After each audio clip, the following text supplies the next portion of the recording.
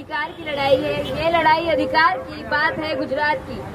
आप जिस टीवी चैनलों पर आप देखते हैं, पर कभी भी आपको वास्तविकता बताई नहीं जाती। देश में कितनी घटनाएं ऐसी घट रही हैं जिसे नेशनल टेलीविजन पर दिखाया ही नहीं जाता।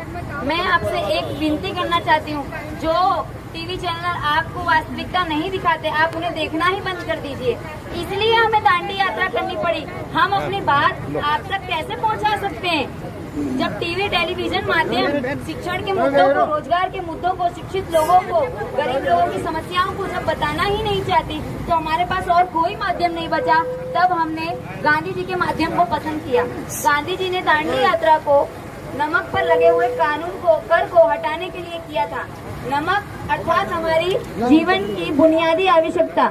इस बुनियादी आवश्यकता वर्तमान समय में हमारा रोजगार है। यदि शिक्षित युवा को यदि स्थायी नौकरी नहीं मिलेगी तो हम कैसे अपना भविष्य सुनिश्चित कर सकते हैं? आप ये सोचिए, आप ये विचार कीजिए कि आपकी माता कायमी है या करार पर है।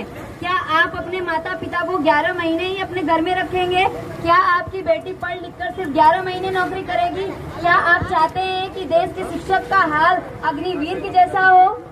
आप ये विचार कीजिए। नेशनल टेलीविजन पर अमृतपाल सिंह की जो शहादत हुई, वो शहीद हुए, उन्हें अग्निवीर कहा गया, पर उन्हें शहीद का सम्मान नहीं दिया गया। मित्रों, हमारे देश में सरकारी संस्थानों को समाप्त करने का षड्यंत्र चल रहा है। ये सिर्फ 11 महीने का कॉन्ट्रैक्ट हमें देकर सरकार यह बताना चाहती है कि वह गुणवत्ता को सुधारना चाहती है। मित्रों, यदि गुणवत्ता को सुधारना है तो जैसी प्रजा वैसी राजा को भी मिलना चाहिए। जैसा राजा वैसी प्रजा, राजा को भी अर्थात की शासनकर्ताओं को भी 11 महीने करार पर आना चाहिए। यदि आप 11 महीने करार पर नहीं आना चाहते और शिक्षकों को, जो गरीब के बच्चे हैं, वो जनता है, उन्हें आप करार पर नौकरी देना चाहते, ये सरासर एक षड्यंत्र है। मित्रों, एक दिन ऐसा आएगा गरीब के बच्चे सरकारी स्कूलों में भी नहीं पढ़ पाएंगे, तब निजी स्कूलों में बहुत ही बड़े पैमाने पर फीस बढ़ाई जाएगी। मित्रों, आपके जीवन की आवक का एक बड़ा हिस्सा आपके बच्चों के स्कूलों में भरा जाएगा। स्कूलों में यदि योग्य शिक्षा नहीं दी जाएगी तो आप ट्यूशन पढ़ाएंगे अपने बच्चों को 300, 400, 650 रुपए फीस भर कर भी आप 1,000, 1200 रुपए में अपने बच्चों का ट्यूशन कराते हैं। आपके जीवन का एक मूलभूत आवक का हिस्सा खानगीकरण शालाओं में चला जा रहा है। मित्रों, आप अपने बच्चों को फिर भी अधिकार नहीं दिला सकते। मैं आपको एक उदाहरण देना चाहती हूँ। इस देश में हम लोगों से, हम गरीब लोगों से अच्छा तो अनपढ़ नेता है। कम से कम वो मरता है तो अपने बच्चों के लिए कुर्सी तो छोड़कर जाता है। आप लोगों ने अपने बच्चों के लिए क्या छोड़ा है, बताइए मुझे। आप लोगों ने अपने बच्चों के लिए क्या सुनिश्चित किया है? ऐसी सरकार निश्चित की है आपने जो पढ़े लिखे युवाओं को करार पर नौकरी दे रही है।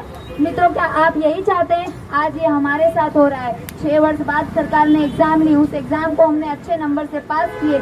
मेरे माता पिता ने मुझे पढ़ा लिखा कर इस काबिल बनाया कि मैं इस सरकारी नौकरी के लायक हूँ, किंतु मित्रों फिर भी मुझे करार पर नौकरी मिलेगी।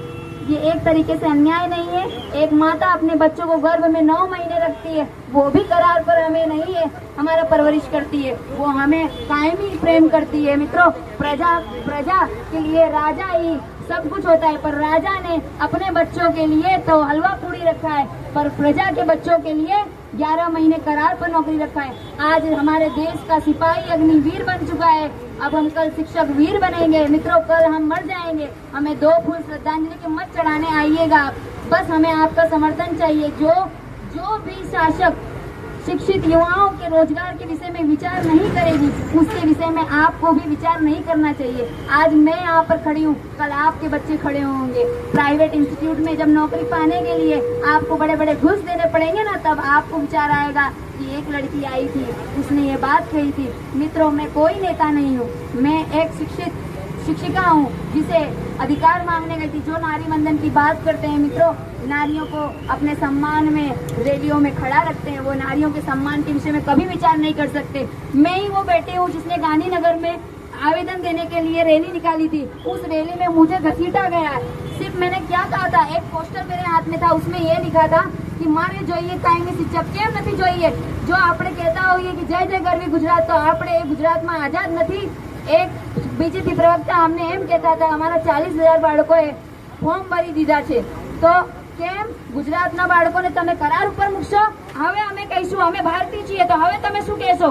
ગુજરાતમાં તમે કરાર ઉપર નોકરી આપશો, જ્યારે ભારતમાં બધી જ જગ્યા કાયમી શિક્ષકોની નિયુક્તિ થતી હોય તો ગુજરાતમાં કેમ નથી?